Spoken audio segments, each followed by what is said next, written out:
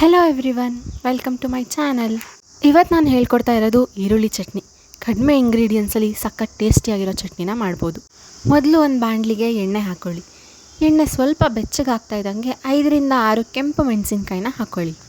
ನಾನಿಲ್ಲಿ ಮೀಡಿಯಮ್ ಖಾರ ಇರೋಂಥ ಚಟ್ನಿ ಮಾಡ್ತಾಯಿದ್ದೀನಿ. ನಿಮಗೆ ಜಾಸ್ತಿ ಖಾರ ಬೇಕು ಅಂತ ಹೇಳಿದರೆ ಜಾಸ್ತಿ ಮೆಣಸಿನ್ಕಾಯಿನ ಹಾಕ್ಕೊಬೋದು. ಅದಾದಮೇಲೆ ಒಂದಷ್ಟು ಬೆಳ್ಳುಳ್ಳಿ ಹಾಕ್ಕೊಳ್ಳಿ. ಇದನ್ನು ನೀಟಾಗಿ ಮೀಡಿಯಮ್ ಫ್ಲೇಮ್ ಅಥವಾ ಲೋ ಫ್ಲೇಮಲ್ಲಿ ಬಾಡಿಸ್ಕೊಳ್ಳಿ. ನೆಕ್ಸ್ಟ್ ನಾನಿಲ್ಲಿ ಕಟ್ ಮಾಡಿರೋಂಥ 2 ಮೀಡಿಯಮ್ ಈರುಳ್ಳಿನ ಹಾಕ್ಕೊತಾ ಇದ್ದೀನಿ. ಈರುಳ್ಳಿನ ಬಾಡಿಸ್ಕೊಬೇಕಾದ್ರೆ ಒಂದು ಸ್ವಲ್ಪ ಅರಿಶಿನ ಹಾಕ್ಕೊಬೇಕು. ಅದ್ರ ಜೊತೆಗೇ ರುಚಿಗೆ ತಕ್ಕಷ್ಟು ಉಪ್ಪನ್ನ ಹಾಕ್ಕೊಳ್ಳಿ. ಸ್ಟಾರ್ಟಿಂಗಲ್ಲೇ ಅರಿಶಿನ ಮತ್ತು ಉಪ್ಪನ್ನ ಯಾಕೆ ಹಾಕ್ತೀವಿ ಅಂತ ಹೇಳಿದ್ರೆ, ಅರಿಶಿನ ಲಾಸ್ಟಲ್ಲಿ ಹಾಕಿದ್ರೆ ಒಂದೊಂದು ಸತಿ ಹಸಿ ವಾಸನೆ ಹೋಗಲ್ಲ, ಅದಕ್ಕೆ ಸ್ಟಾರ್ಟಿಂಗಲ್ಲೇ ಹಾಕ್ತೀವಿ. ಮತ್ತು ಉಪ್ಪನ್ನ ಸ್ಟಾರ್ಟಿಂಗಲ್ಲೇ ಹಾಕೋದ್ರಿಂದ ಏನಾಗುತ್ತೆ ಅಂತ ಹೇಳಿದ್ರೆ ಈರುಳ್ಳಿ ತುಂಬಾ ಸಾಫ್ಟ್ ಆಗಿರುತ್ತೆ. ಇದನ್ನೆಲ್ಲ ಹಾಕಿ ಈರುಳ್ಳಿ ಸಾಫ್ಟ್ ಆಗೋ ತನಕ ನಾವು ಕೈ ಆಡ್ತಾ ಇರಬೇಕು. ನಾನು ಇದನ್ನೆಲ್ಲ ಮೀಡಿಯಮ್ ಫ್ಲೇಮಲ್ಲೇ ಮಾಡಿದ್ದೀನಿ. ಹೈ ಫ್ಲೇಮ್ ಇಟ್ಟರೆ ಸಿದೋಗೋ ಚಾನ್ಸಸ್ ಇರುತ್ತೆ. ಇದೆಲ್ಲ ನೀಟಾಗಿ ಬೆಂದಿದೆ, ಸಾಫ್ಟ್ ಆಗಿದೆ ಅಂತ ಗೊತ್ತಾದ ಮೇಲೆ ಒಂದು ಸ್ವಲ್ಪ ಹುಣಸೆ ಹಣ್ಣನ್ನು ಹಾಕ್ಕೊಬೇಕು. ಹಾಕ್ಬಿಟ್ಟು ಅದನ್ನು ತಣ್ಣಗಾಗಕ್ಕೆ ಬಿಡಿ.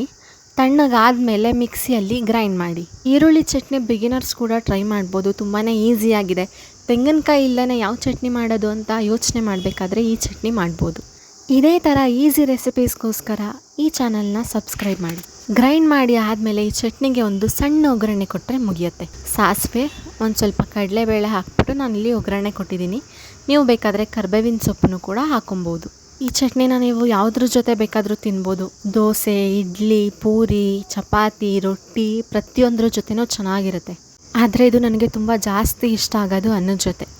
ಬಿಸಿ ಬಿಸಿ ಅನ್ನಕ್ಕೆ ಈ ಚಟ್ನಿನ ಹಾಕ್ಕೊಂಡು ತುಪ್ಪ ಹಾಕ್ಕೊಂಡು ತಿಂತಾಯಿದ್ರೆ ಸಖತ್ತಾಗಿರುತ್ತೆ. ಈರುಳ್ಳಿ ಚಟ್ನಿಯಲ್ಲೇ ಇನ್ನೂ ಒಂದು 3-4 ಥರ ಇದೆ. ನೆಕ್ಸ್ಟ್ ವೀಡಿಯೋಸಲ್ಲಿ ಅದನ್ನೆಲ್ಲ ಹೇಳ್ಕೊಡ್ತಾ ಇರ್ತೀನಿ. ನಾನು ಆಗಲೇ ಹೇಳಿದಾಗೆ ನಾನು ಈ ಚಟ್ನಿನ ಮೋಸ್ಟ್ ಆಫ್ ದ ಟೈಮ್ ತಿನ್ನೋದು ಅನ್ನದ ಜೊತೆ. ಬಿಸಿ ಬಿಸಿ ಅನ್ನಕ್ಕೆ ಈ ಚಟ್ನಿ ಹಾಕ್ಕೊಂಡು ತುಪ್ಪ ಹಾಕ್ಕೊಂಡು ತಿನ್ನಿ. ಈ ವಿಡಿಯೋ ನಿಮಗೆ ಇಷ್ಟ ಆಗಿದೆ ಅಂತ ಅಂದ್ಕೊತೀನಿ. ಹೇಗಿದೆ ಅಂತ ಟ್ರೈ ಮಾಡಿಬಿಟ್ಟು ಕಮೆಂಟ್ ಮಾಡಿ, ನಿಮ್ಮ ಫ್ರೆಂಡ್ಸ್ಗೂ ಶೇರ್ ಮಾಡಿ. ಈ ವಿಡಿಯೋ ನಿಮಗೆ ಇಷ್ಟ ಆಗಿದರೆ ನಮ್ಮ ಚಾನಲ್ನ ಸಬ್ಸ್ಕ್ರೈಬ್ ಮಾಡಿ, ವಿಡಿಯೋನ ಲೈಕ್ ಮಾಡಿ, ಶೇರ್ ಮಾಡಿ, ಹಾಗೆ ಕಾಮೆಂಟ್ ಮಾಡಿ. Thank you so much for watching this video.